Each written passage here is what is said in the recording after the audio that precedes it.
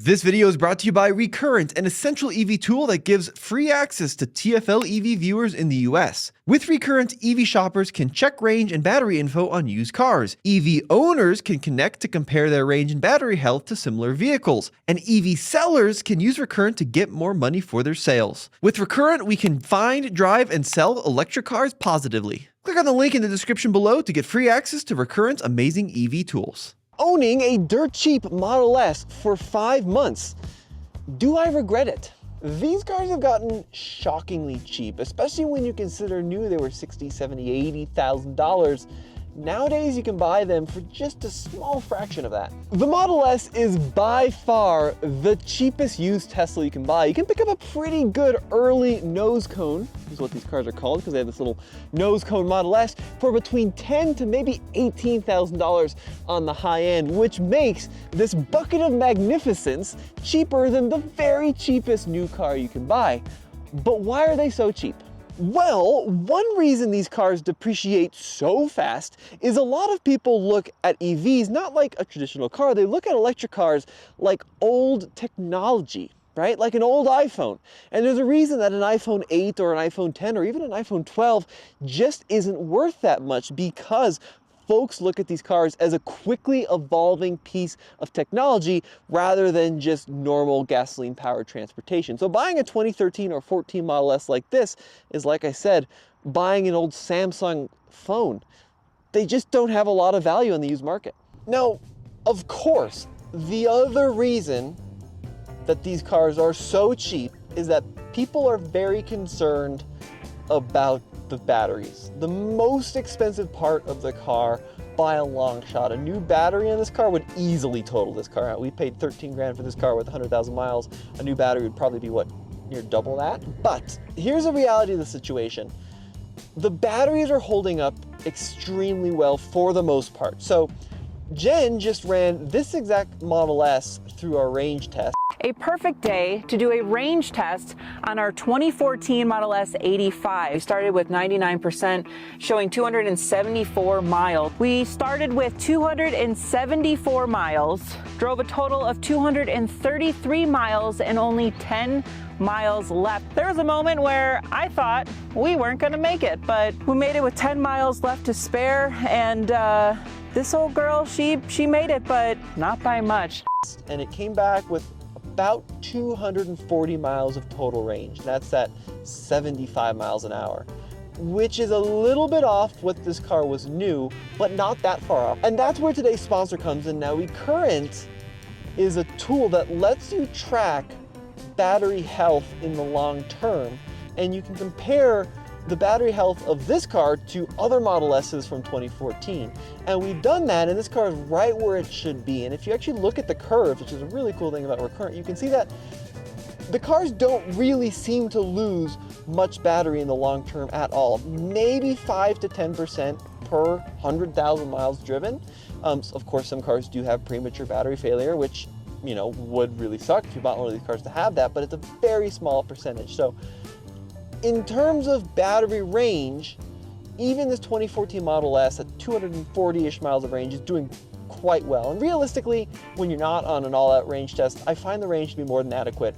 Around town, mix of highway, 215 to 220 is about average. In the winter, that might drop down to closer to 200. But from my experience, at least over the last few months and about 3,500 miles, it's been a non-issue. I've not thought about range or had range anxiety whatsoever, even in this old car. Now look, buying any 11 or 12-year-old car, you expect the technology to be pretty out of date because, you know, like we talked about at the beginning, technology moves fast. The crazy thing is, though, this technology in this car could be brand new. There's a couple of reasons for that. First of all, was the hardware that Tesla implemented. What you're looking at here is a 17-inch screen. It's a pretty good sized display. Even by brand new 2025 standards, there's not a lot of cars that have a 17-inch central display. And then Tesla was really the company with this car that pioneered the complete eradication of buttons and knobs and switches. And I know producer Jan behind the camera is shaking her head in disgust and disappointment, but really this is the car that drove the interior design for practically every new car. And because of that, the technology feels brand new, at least from a hardware standpoint. And then we come to the software, because Tesla also pioneered extensive use of over-the-air updates, which means that even though this car is getting pretty old by EV standpoints, the technology still works really well. Now, one of the highlights for me is the Google operated navigation system. This thing is big, beautiful, and clear. It's easy to use, it's easy to navigate. I can type in various destinations like Denver International Airport, it'll navigate there. And just like brand new Teslas, because of the latest over-the-air update, you can also continue to see real-time battery information. How much battery am I going to have when I make it to DAA, for example? How much battery am I going to have when I return? You can also see, of course, all of your Tesla superchargers. And if I wanted to go to a much further destination, like let's say I wanted to go visit the Tesla folks in LA, well, I can just type in Los Angeles County, and then the car will do all the navigation for me. They will do route planning and tell me where I need to stop and for how long. Now, this obviously has been a Tesla thing for a long time, but we take it for granted. There are still some brand new cars in 2025 that don't do route planning with charging, which is great. And then you also have other useful things in here that still make it fairly relevant. You do have Bluetooth connectivity with phone and streaming abilities, right? Of course, you have FM radio. And then the climate control does some cool stuff too. If I pull up here, we have dog and camp mode, just like the modern Tesla. So if I had my furry friend in here, I could click dog mode and have the climate control keep going so he doesn't get too hot. So a lot of really just good things that Tesla has in this 11-year-old car that a lot of modern companies still don't have. So while a lot of this interior works very well and is very functional and just easy to use, there are a couple of things that are pretty bad. Starting with the seats. Now you can see I do apologize for the crumbs in the dirt here. This car is being used for dog duty and everyday duty. The seats themselves don't look bad. It's kind of an interesting mix of this like kind of nylon-y material with this leatherette. It's a pretty good looking one-piece bucket. They're pretty bad though. Now later versions of the Model S quickly addressed this because people were kind of grumpy about their park bench, their church pew-like seating positions in the early Model S's, but it's worth noting that on trips longer than like 2 or 3 hours, I'm getting pretty grumpy because these seats don't really have any support worth noting at all. Another thing that Tesla is synonymous with is advanced driving technologies. I'm talking about, of course, their autopilot system or their full self-driving capability. And it really is amazing technology what it can do. You know, with autopilot, keeping you centered in the lane, long trips, it's great. Full self-driving now, depending on your version, right? Take full hands off the wheel and let the car drive. Now, if I do that now, I'm gonna crash spectacularly and immediately because this Model S doesn't have nothing. All right, that's a double negative. It doesn't got nothing. What I mean by that is it doesn't have lane centering. It doesn't have autopilot. It doesn't have adaptive cruise control. This car came equipped out of the factory with essentially no driver tech assistance whatsoever. It doesn't even have something like blind spot detection, right? So early Model S's could be had with many versions of autopilot, and you can get those, but I kind of like that this car doesn't have all of that stuff. It's almost a little refreshing to think that, look, Tesla is a car company first and foremost, not some driver assistance technology as they'll have you put it, you know, have you believe in their investor meetings.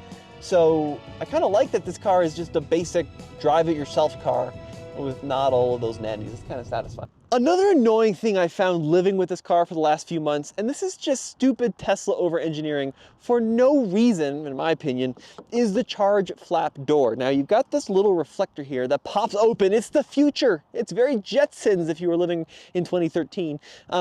However, it's kind of annoying in its implementation because there's no way that I can actually pop this open just by tapping on it or getting close. Imagine I just pulled up to the house, my hand's full of groceries, I hop out of the car and I want to plug it in. So what I have to do is come over into the car here and then go into the screen and find the little button, or I can do it on the app, which you're thinking, that's pretty cool, except now I have to go into the Tesla app here, and then I gotta wait for it to boot up, then I gotta go controls, and I gotta push that button, and then it pops open.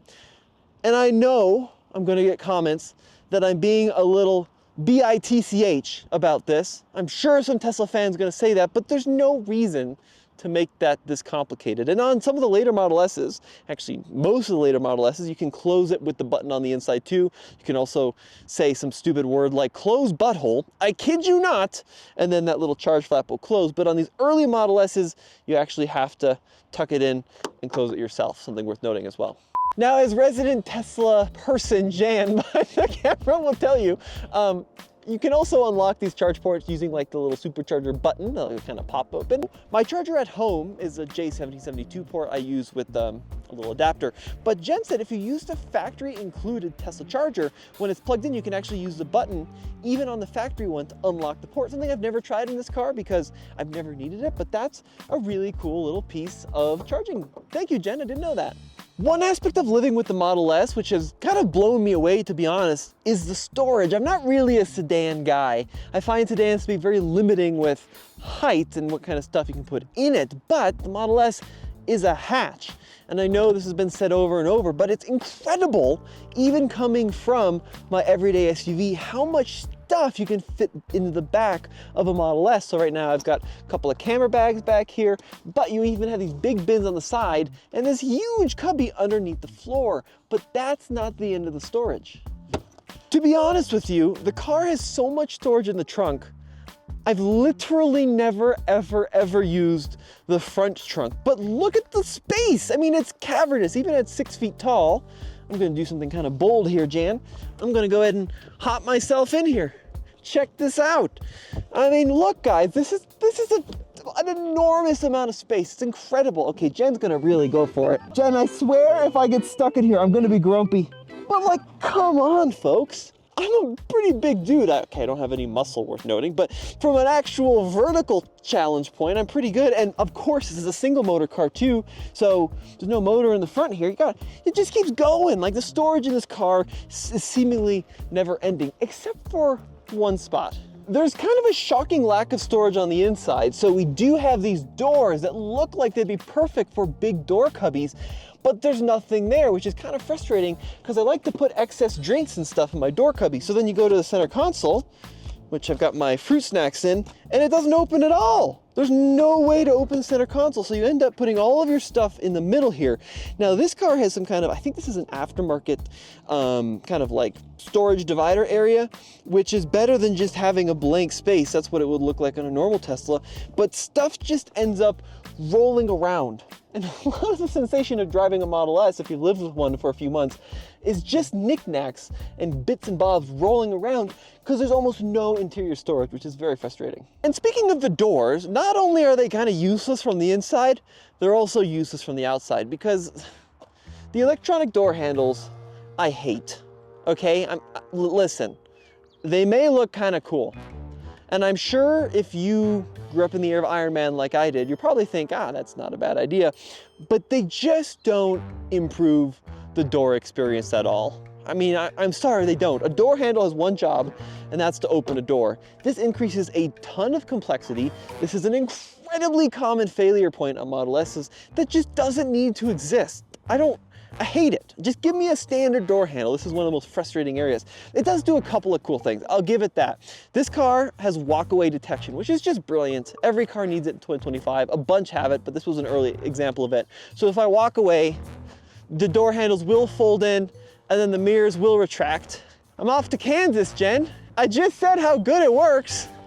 Clearly it's working great. There it goes. Halfway to Nebraska. But there you go. So you can kind of see, and then if I make the half-mile hike back up to the car here. So that's kind of a cool feature, but you can do that feature without having stupid electric motors that suck the door handles in. By the way, door handle replacements will run you about $500, which doesn't sound too bad until you realize you have 4 of them that can and will fail. It's $2 grand in door handles. It's 20% of the value of the entire car. So when it comes to these early Tesla Model S's, you can typically tell how fast the one you're dealing with is based on the numbers and letters on the back. So for example, this car just says 85 on the back. And what that means is it has about an 85 kilowatt hour battery. It's not the full truth, but roughly 85 kilowatt hours. There's also, for example, like a 60, and then a 90, and then 100, and you'll see those numbers on the back. That'll indicate how big the battery is. Then there might be a letter before that number, a P, that indicates that it's a performance version, and then there might be a D after the letter and the number, which indicates it's a dual motor or all-wheel drive. So for example, this is an 85. There was also a P85, which was a higher performance version of the 85, and then there's also the D models. And if you see like a P90D, it's a pretty quick car. We're talking about some serious performance. Now this car says 85 on the back. So it is not one of the highest performance Model S's by a long shot. It's actually one of the lowest performance Model S's. 0 to 60, I think, is somewhere around 5 seconds, which is still more than plenty. The thing about the non-performance cars is they kind of take a little while to build into the acceleration, but once you're doing about 35 or 40, they are properly quick. Anyone you need to pass at any time, you just give it a little bit of accelerator and it just hauls butt. It is such a quick car. I would say there's really no reason to get the performance version. You know, you could argue maybe some handling gains, right? But these cars are very, very heavy, and they're also pretty soft, and they're just not a car that I really want to go drive quickly. I know that the Tesla team were targeting the M5 in the original development of the Model S, and that was the benchmark. We've got to be better and faster and handle better than the M5, and certainly quicker they were with the performance, but they don't really handle that well. But if you're just looking for a car to cruise around incredibly comfortably in, this is a really nice car. Now, a couple of things worth noting related to performance. Suspension issues are very common in early Model S's because they are very heavy, and this car is no exception. You might hear like an occasional clunk over some bumps and stuff, and we had this car inspected by Tesla, and sure enough, it needs control arms, which is a very common thing on Model S's. And the other thing, which is unfortunately common, is the motor.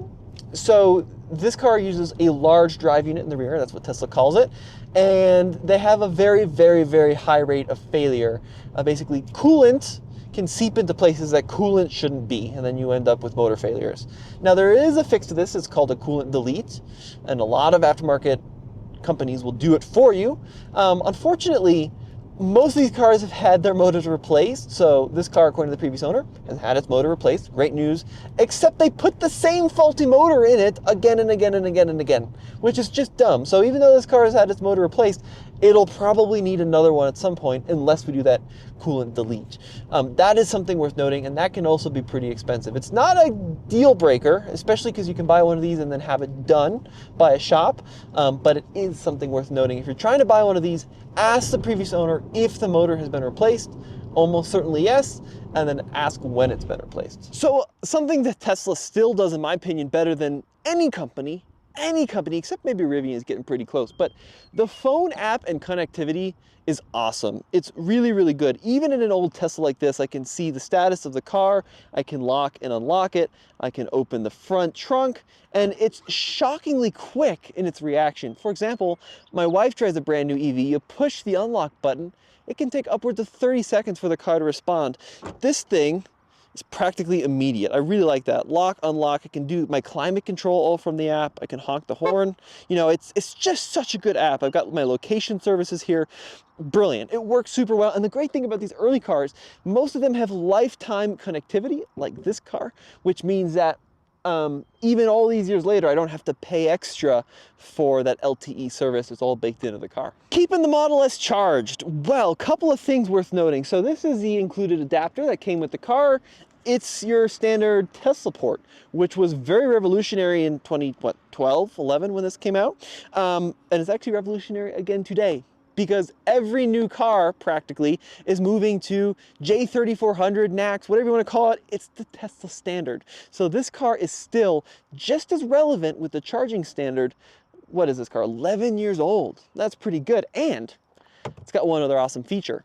This car has lifetime free supercharging, which you're probably thinking is awesome. And it is kind of sort of awesome. And I say kind of sort of awesome because I use it about maybe once every 2 weeks. I'll plug it into a supercharger just to get free juice. But the charging speeds are awful. They're really bad. I mean, at peak, you might see 60 kilowatts, right? And realistically, you're gonna be like 40 to 50 kilowatts any point over like 20 or 30% state of charge. Now, a couple of theories behind this, right? Apparently these early cars used to charge much better. And that update thing, that remote software update thing, is a double-edged sword, because right around 2019, I've read that Tesla kind of nerfed the charging speeds on these early cars. So they used to do well over 100 kilowatts, right? Now we're looking at 45. So what happened? Well, a couple of theories. I'm sure Tesla would say they did that to preserve the longevity of the battery. That's one theory, and there's probably something there, right? Another theory is perhaps they want to de-incentivize people from using lifetime free supercharging. Because if it takes you an hour and a bit to fully charge your car, you're likely to just keep going if you don't need it, which is exactly what I do. I plug it in while I'm at Trader Joe's, but I'm not going to sit there and waste 25 minutes doing nothing. I'm just going to take it home and plug it in at home, right? So by nerfing those charging speeds, they also kind of killed the road trip potential of this car. Now you could say, well, just plug it in like at a CCS charger, except these early Model S's didn't come with CCS compatible charging, which is a retrofit I believe you can do, but you kind of are stuck to the supercharging network. And it's weird to say stuck to the supercharging network, because usually that's an awesome thing. But with these lifetime free supercharging cars, it's kind of a double-edged sword. The biggest surprise for me living with this 11-year-old car is it still performs and behaves, other than some clunks in the front end, like a new car. It still does everything I would expect a new electric car to do, and that is to say it goes over 200 miles, it's easy to charge at home, it's got a good app I can use to control connectivity and features, and it's got route planning. Now, it doesn't charge like a new car, it actually charges quite badly, which is a miss, but for the $13,000 we paid for this, I just can't believe how usable and just intuitive it is. It's big, it's comfortable, it's got a banging stereo system, and it's faster than 80% of the cars on the road. That's what I come down to with this car, and it was 13,000 bucks. It's pretty good. So 4 months into owning this Model S, look, in terms of problems to report, the front suspension is definitely clunky, which we talked about a little bit during the driving section. That window whistles, and it seems like the heater may have died, which is not great, I will admit. So I will update you if we can figure out what the heck has happened to our Model S heater. But if this car proves to be reliable in the long term, I really absolutely love it. I think it's great. It feels like a new car 11 years later. And if you drive a 2013 or 14 BMW, that's not necessarily going to be the case. So I think the car has aged incredibly well, and it still is a usable everyday car with over 200 miles of range. I really can't recommend this enough. If you can find a good one with a motor replacement, try to find one that's had its motor replaced, and then, you know, try to make sure the battery's in decent health using a service like Recurrent. I love it. I think it's a great car. So let me know what you guys think in the comment section below. As always, I've been telling you, behind the camera, Jan. We'll see you next time. Birds are everywhere. Oh, what the heck? Velociraptor just took a dump on this car. Ah!